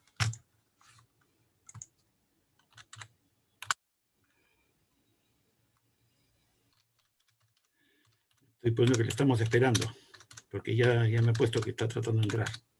Ah, perfecto. Ya voy a entrar entonces. Sí. ¿De dónde eres tú? ¿De México? Sí, de México, de aquí de la ciudad. Ah, mira. Ciudad de México. Ajá. Ciudad de México. Sí. El nombre oficial es ahora Ciudad de México, ya no es... Ya no es Distrito Federal. Ahora es Ciudad de México. Así es. Distrito Federal, sí. Fíjate que igual estaba pensando con Venezuela, igual dijeron que nos íbamos a convertir en Venezuela. Eso también será una falacia de contra el hombre, ¿no? Pobres venezolanos están pensando que viven en la miseria, viven peor que nadie en el mundo, no sé, todo el mundo muchos países están diciendo esto, ¿no? Que los venezolanos son lo peor y que nadie quiere convertirse en Venezuela, ¿no? Claro. Lo que pasa es que uno no, yo creo que la mente humana no siempre razona lógicamente y entonces vienen las analogías, ¿no? Así como la Dominen que hablábamos antes, ¿no? Cuando Keiko Fujimori pide algo, es que es Keiko. Igual en este caso, ¿no? Las analogías. Pero en fin, ahí está Alexandra, creo que va a conectar su audio ahorita. Ya está. Listo, Alexandra, te escuchamos.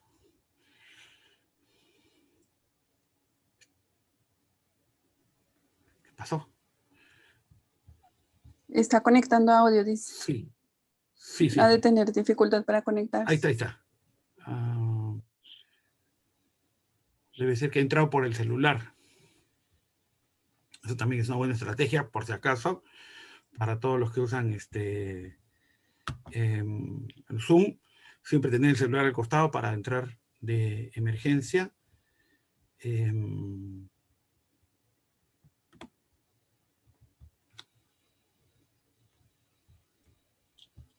Ahora resulta que no sé por qué yo no soy co-host.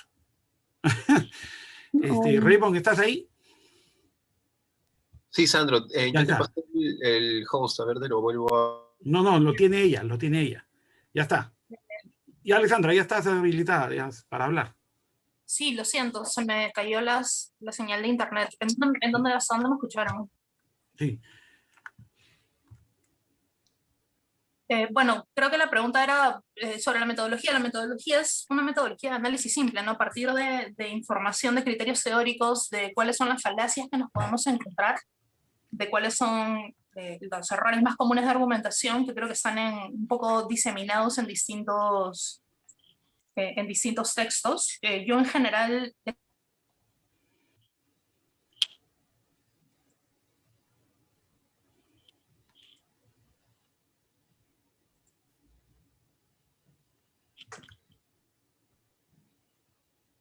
Parece que la internet debe estar mal. ¿Se me escucha? Sí, ahora sí está. Sí. ¿Antes no se me estaba escuchando? Te paraste un ratito. En general dijiste y ahí te quedaste. Ok, decía que como cualquier análisis básico de discurso es simplemente partir de ciertos criterios teóricos de qué cosas son las falacias, cuáles son las falacias más comunes, los errores de razonamiento. Ahí encontramos un montón de textos un poco más contemporáneos.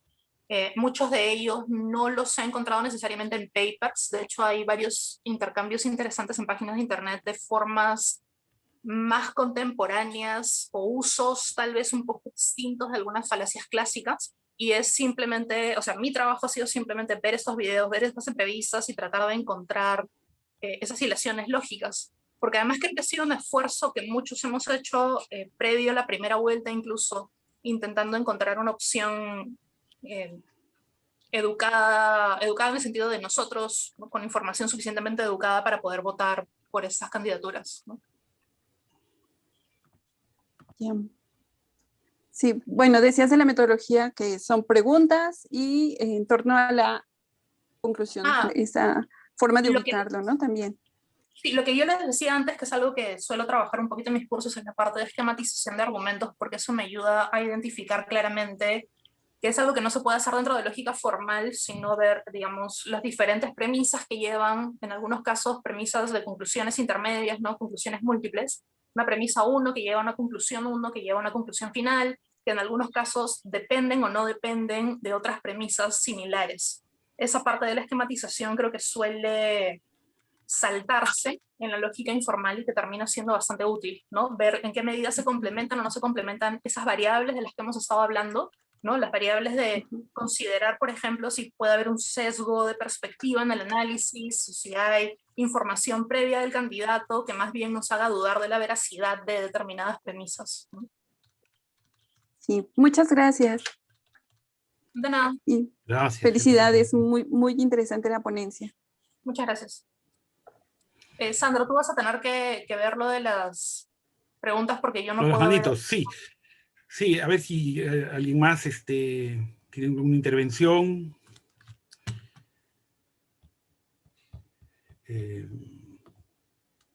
A este respecto. ¿Alguna otra intervención, algún otro ejemplo, algún otro comentario que quieran hacer? En realidad, yo me he dado cuenta que es muy difícil discutir esto sin el contexto apropiado, ¿no?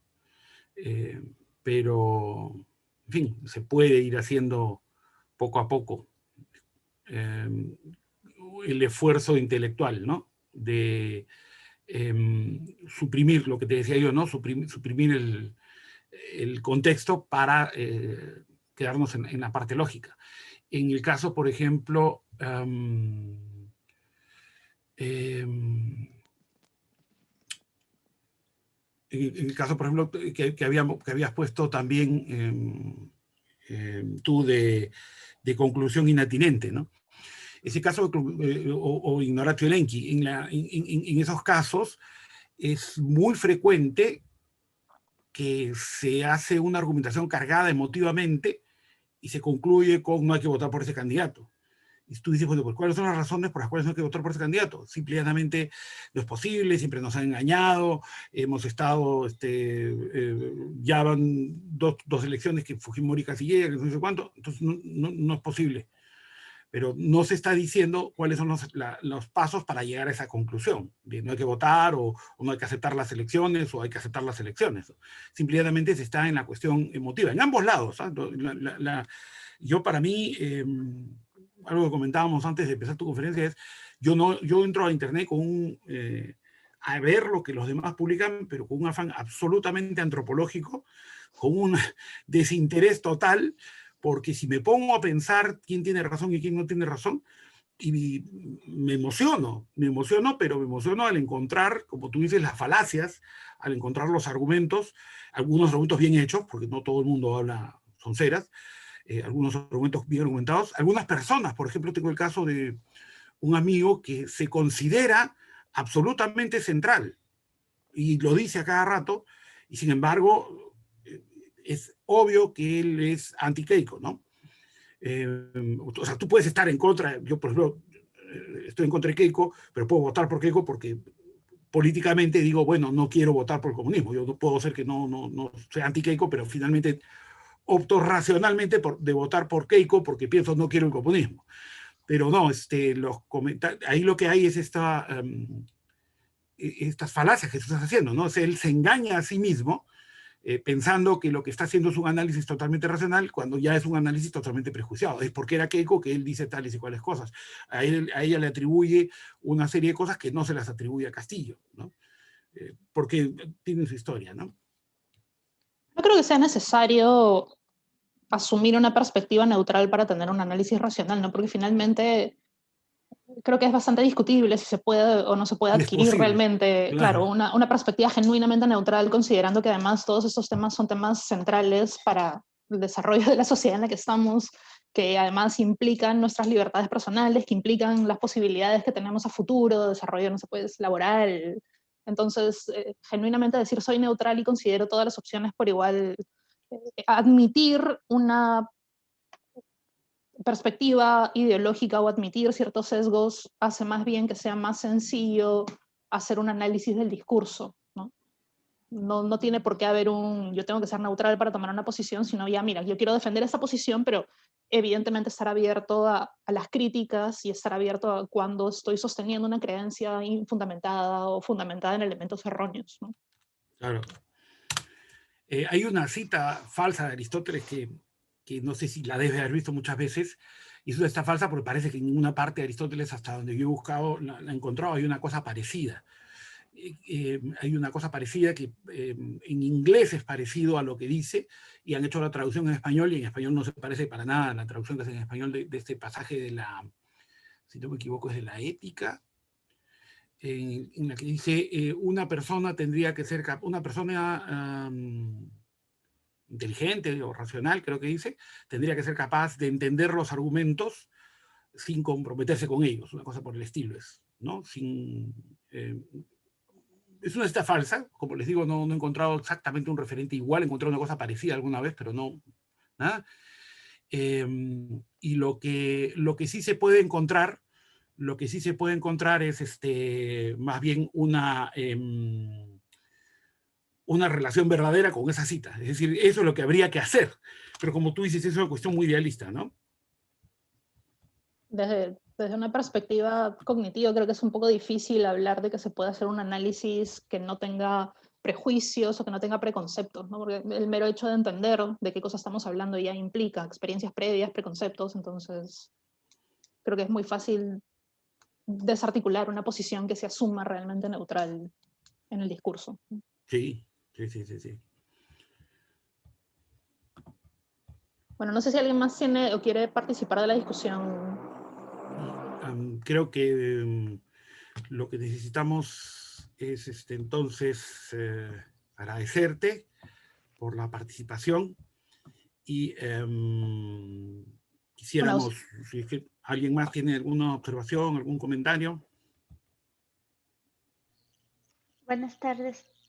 Sí, por quería favor. hacerles una pregunta. Sí, lo puse en el chat, pero ya. ¿Qué tal, Abigail? ¿Por qué consideran que los políticos utilizan especialmente las falacias? ¿Es porque las personas quieren escuchar esos discursos? ¿Es porque ellos quieren que nos acostumbremos a ese tipo de discursos? En realidad, el ser humano tiene la intención de estar o se siente más cómodo dentro de ese tipo de discursos por una cuestión ya estrictamente, no sé, evolutiva o de cualquier tipo o cognitiva, o lo único que está pasando es que somos una sociedad con poco pensamiento crítico, pero es que cuando escucho ese tipo de discursos en otras sociedades que supuestamente tienen un mayor desarrollo, digo supuestamente porque no lo tengo claro y no he vivido ahí, no por ninguna otra cosa, entonces pienso, hay algo que sucede aquí, pero no sé qué. Sí, te entiendo totalmente. Uno de los problemas iniciales que me planteé cuando intentaba diferenciar las inducciones de las falacias era la intención argumentativa. Y ese es lamentablemente el elemento que no lo podemos analizar porque no lo conocemos, ¿no? Si hay una intención de engaño, si hay una intención de hacer caer en una conclusión que se sabe que es incorrecta, o en todo caso desviar la atención de las preguntas que se están haciendo, yo creo que eso es algo que no podemos responder desde la lógica. Sandra, no sé si tú quieres aportar algo. No, me parece correcto lo que estás diciendo. O sea, es muy difícil hacer eso, ¿no? Es una pregunta interesante. Hay la parte de lo que tú dijiste hace un rato que no ibas a tocar, que son los sesgos cognitivos, ¿no? Quizá por ahí podría estar más, no sé si puedes decirles un poco. No sabría decir si eso tiene alguna relación específica con elementos culturales de las sociedades latinoamericanas o algo por el estilo. En general los sesgos cognitivos son universales, ¿no? Es un sesgo, la explicación central de un sesgo cognitivo es que hay una predisposición dentro de las personas de aceptar como verdaderos elementos que coinciden con creencias previas o con perspectivas propias, ¿no? Y eso aplica también aplica desde cuestiones culturales, aplica desde percepciones incluso del mundo, que es algo que se trabaja en filosofía de la mente, en donde el mismo cerebro va completando información que no necesariamente está adquiriendo del mundo real en base a la información previa que tiene de las situaciones en las que está. Entonces podríamos hablar de una predisposición casi natural a aceptar, a no cuestionar, a no criticar aquello que ya corresponde con una visión que tenemos del mundo. Pero planteas una pregunta que es muy interesante, que es que finalmente ese tipo de discursos parecen ser particularmente populares no a nivel mundial, sino dentro de determinadas sociedades, ¿no? Entonces, a excepción de Estados Unidos, creo que todos los ejemplos que manejamos son hispanoamericanos, ¿no? Desde México, como decía yo, Colombia, incluso en España, pero justamente no son elementos que vemos en otro tipo de sociedades, como no sé, pues, los países europeos nórdicos. Entonces ahí cabría preguntarse si existe de repente u otros sesgos cognitivos o efectivamente un nivel educativo de repente que les permita a las personas mantener una mirada más crítica, más fría. Eso, no sé, me parecería una mirada un poco tal vez etnocéntrica, no me gustaría responder eso, pero creo que sería una respuesta más desde la antropología o desde la sociología, ¿no? ¿Por qué nuestras sociedades parecen responder particularmente? Claro, yo pensaba que podría haber más bien una especie de sesgos cognitivos culturales, ¿no? Por ejemplo, sabemos que en un país más católico va a tener un sesgo cognitivo, a tender más a interpretaciones, ¿no?, de ese tipo, o sea, de cierto tipo de autoridades, ¿no?, más convencionales, más tradicionales, ¿no? Sí, de hecho, ahora que ser... lo mencionas, el hecho de asociar además a la izquierda al comunismo en un país, al terrorismo, ¿no? En un país como el nuestro, en donde el terrorismo ya invoca una serie de emociones, una serie de miedos y una serie de traumas relativamente recientes, efectivamente ya se activa una asociación en donde tal vez no había una predisposición necesariamente negativa en contra de la izquierda, pero de pronto si hay alguna posibilidad, por más que sea remota, como digo, que es justamente lo que separa las falacias de las inducciones, ¿no? Una posibilidad siquiera remota de que efectivamente derive en una situación similar, entonces hay un rechazo muy fuerte a eso, ¿no? Sí. Nurit, ¿tienes una pregunta o un comentario?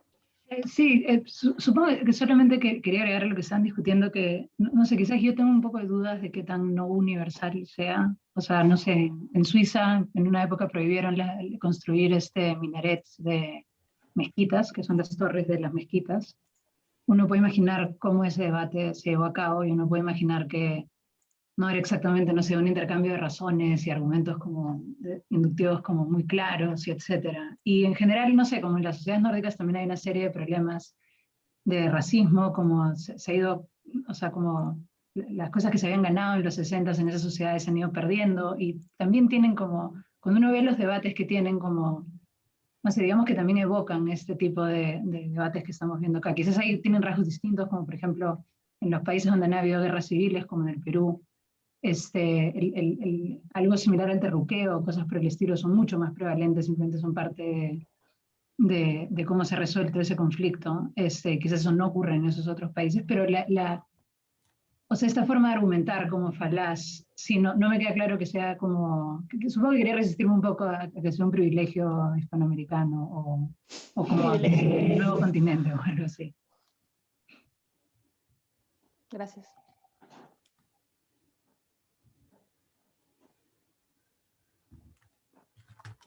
Bueno, no sé si alguien más quiere intervenir antes de que terminemos.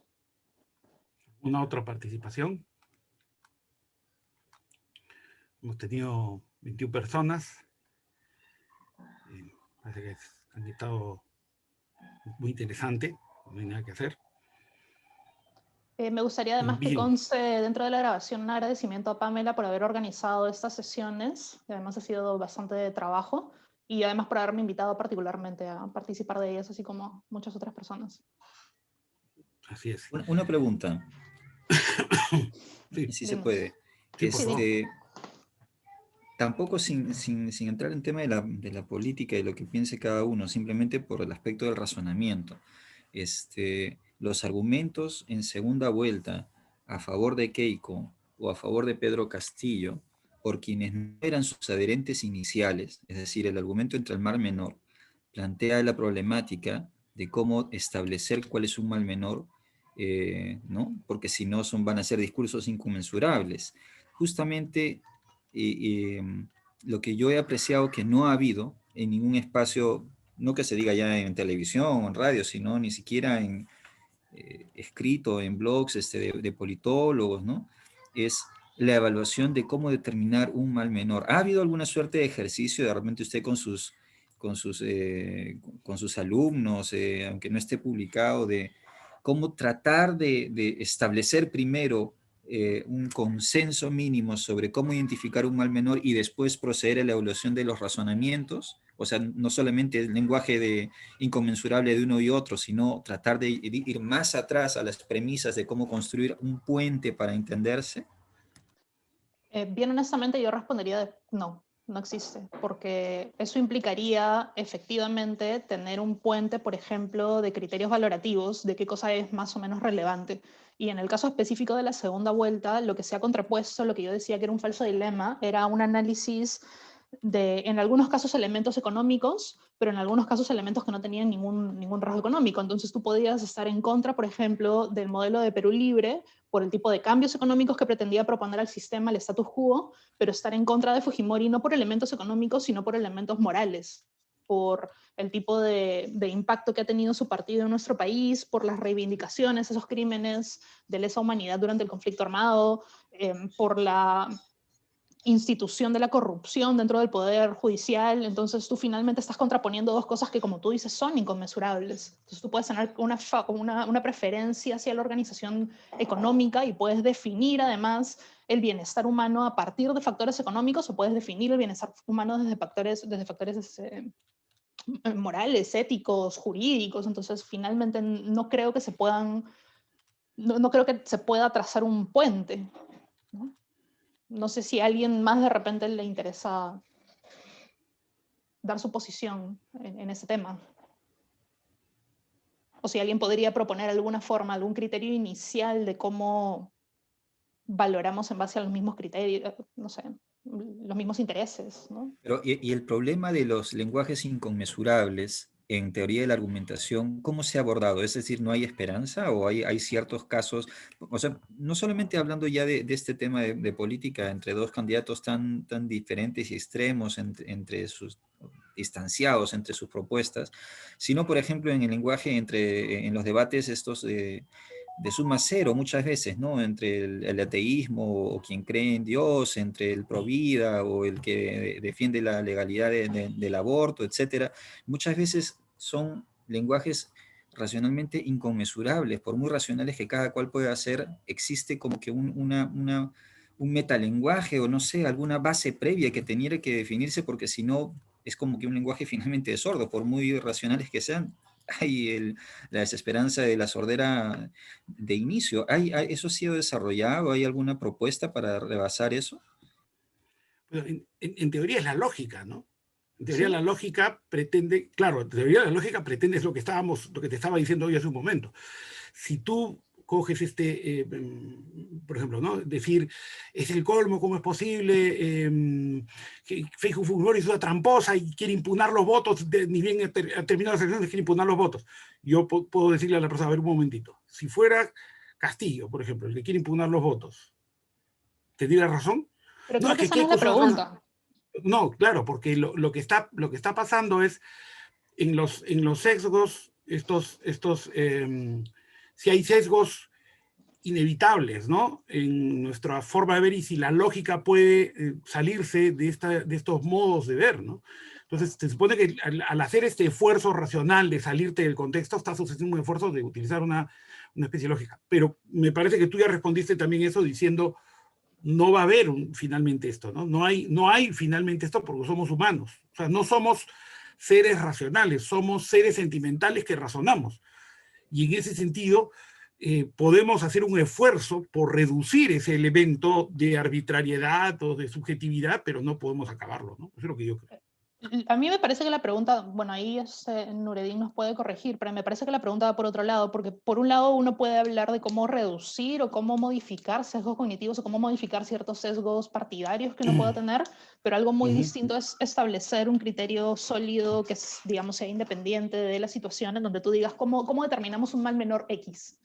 Y para eso uno tendría que, por ejemplo, establecer que hay ciertas necesidades de, no sé, acceso a servicios universales, y que para aceptar un partido como presidencia o que llega al poder tendría que establecer como mínimo eso. Y eso ya de por sí, el mero hecho de establecer servicios básicos universales ya genera controversias y diferencias dentro de nuestro país. Y hay personas que genuinamente piensan que eso debe ser privatizado y que no tendría por qué ser una responsabilidad del Estado. Por eso yo decía, no creo que se pueda... O sea, me parece que esa pregunta va por otro lado, yo no puedo responder, ¿no? No, y de hecho yo entiendo lo que tú dices, o sea, ahí está lo que está la valoración de fondo, nuestra visión ontológica de la realidad, que es inconmensurable. Entonces, la lógica trata, en algunos casos, de hacerlo, pero es imposible precisamente porque no vas a poder en ningún momento, no vas a poder en ningún momento enfrentarte a destruir tu punto de vista tan fácilmente. Es decir, tu punto de vista es tu punto de vista, ¿no? Gadamer decía en la introducción de su libro que le habían criticado muchas veces y que había entendido todas las críticas, pero que después de tanto tiempo pensando de una misma manera, es difícil cambiar de forma de pensar. Eso lo decía un filósofo como Gadamer, que es un tipo que se supone que está hablando del prejuicio todo el día, y lo que se está diciendo es no puedo dejar de tener mis propios prejuicios, ¿no? Nuri, creo que te quiere intervenir también.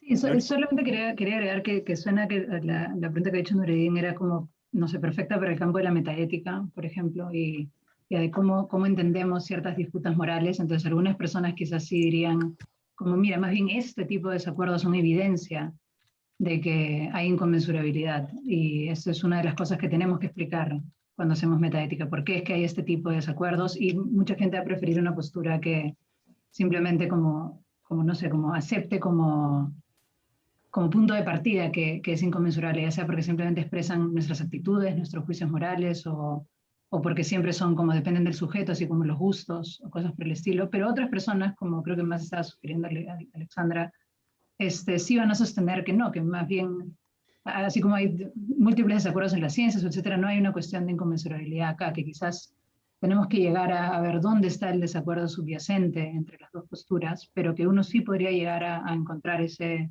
desacuerdo, y ese es un desacuerdo sobre el cual simplemente todavía no hay suficiente evidencia para decidirnos por una postura u otra, pero sí podemos llegar a un punto en el cual como, ok, esto es el desacuerdo que está en la base, y si tuviéramos este tipo de evidencia, ambos estaríamos de acuerdo que sería verdadero, si tuviéramos ese tipo de evidencia, ambos estaríamos de acuerdo que sería falso. Pero sí, nada, me pareció sugestivo de la metodología. Lo podríamos analizar también desde un punto de vista sociológico, o sea, el hecho de que diferentes grupos sociales dentro de la estructura particular en la que estamos, o sea grupos de niveles socioeconómicos distintos, van a tener justamente prioridades distintas prácticas, ¿no? Que se van a reflejar de diferente manera en diferentes partidos, ¿no? Claro.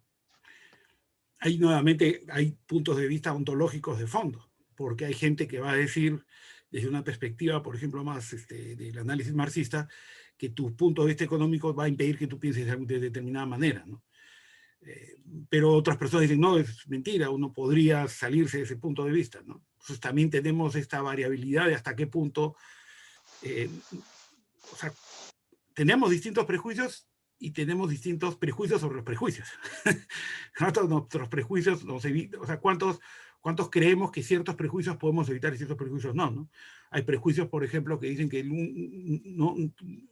personas de determinada clase, de determinado género, no pueden pensar ciertas cosas, ¿no? Y otros decimos, no, sí podemos salirnos a eso y tratar de pensarlo, o podemos llegar a un pensamiento más neutro, ¿no? Pero efectivamente yo creo que no es... es más una utopía, una asíntota a la cual queremos llegar que una realidad, ¿no? Muy bien. Entonces, te agradecemos, Alessandra. Ustedes también por estar acá. Conferencia. Sí, claro. A los participantes que han venido, que han escuchado y que han comentado, les agradecemos a todos. Y bueno, ya pronto anunciaremos algunas otras conferencias, quizá para el próximo semestre. Muchas gracias entonces. Un saludo para todos y bendiciones de Pamela expresamente dichas. Gracias. Hasta pronto. Gracias a todos. Nos vemos. Adiós. Chao. Muchas gracias.